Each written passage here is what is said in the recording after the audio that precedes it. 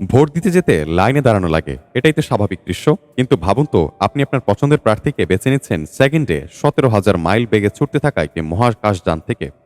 শুনতে science fiction মুভির মতো মনে হলেও এটাই সত্য। পৃথিবীর সীমানা ছাড়িয়ে যারা মহাকাশ জয় করছেন, সেই মহাকাশচারীরা কিন্তু নাগরিক দায়িত্ব পালন করতে ভুলে যাননি। মহাকাশচারীদের জন্য কোনো বুথ নয়, বরং আস্ত মহাকাশই একটা ভোট কেন্দ্র।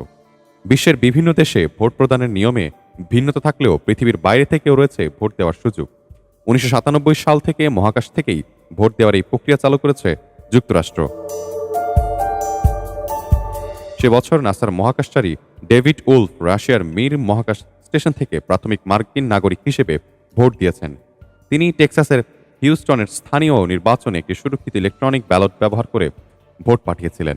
এরপর থেকে নাসা সহ মহাকাশচারী আন্তর্জাতিক মহাকাশ স্টেশন সহ কক্ষপথে অবস্থান করেই তাদের নাগরিক অধিকার প্রয়োগ করে আসছেন। এটি মূলত অ্যাবসেন্টি ব্যালট বা অনুপস্থিত ভোটদানের একটি বিশেষ প্রক্রিয়া। এই প্রক্রিয়াটি শুরু হয়েছিল ফেডারেল পোস্টকার্ড অ্যাপ্লিকেশন বা এফপিসিএ পূরণের মাধ্যমে, যে ফর্ম বিদেশে কর্মরত মার্কিন নাগরিক সদস্যরাও ব্যবহার করে থাকেন। মহাকাশে যাওয়ার আগেই মহাকাশচারীরা ভোট দেওয়ার আগ্রহ জানিয়ে ফর্ম পূরণ করেন। অনেকেই টেক্সাসের বাসিন্দা হিসেবে ভোট দেন, কারণ হিউস্টনে নাসার জনসন স্পেস সেন্টারে তাদের প্রশিক্ষণ হয়। তবে অন্য অঙ্গরাজ্যের মহাকাশচারীরাও নিজ নিজ কাউন্টির সঙ্গে সমন্বয় করে কক্ষপথ থেকেই ভোট দিতে পারেন। ভোটের দিন কাউন্টি নির্বাচন কর্মকর্তা একটি এনক্রিপ্টেড ইলেকট্রনিক ব্যালট পাঠান। মহাকাশচারী সেটি পূরণ করেন।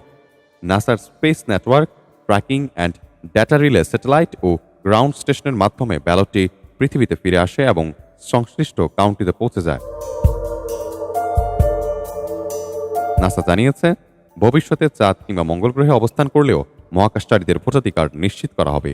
অর্থাৎ শুধুমাত্র পৃথিবীতে থেকেই যে ভোট দেওয়া যাবে তা কিন্তু নয়, কারণ গণতন্ত্র পৌঁছতে আছে মহাকাশেও।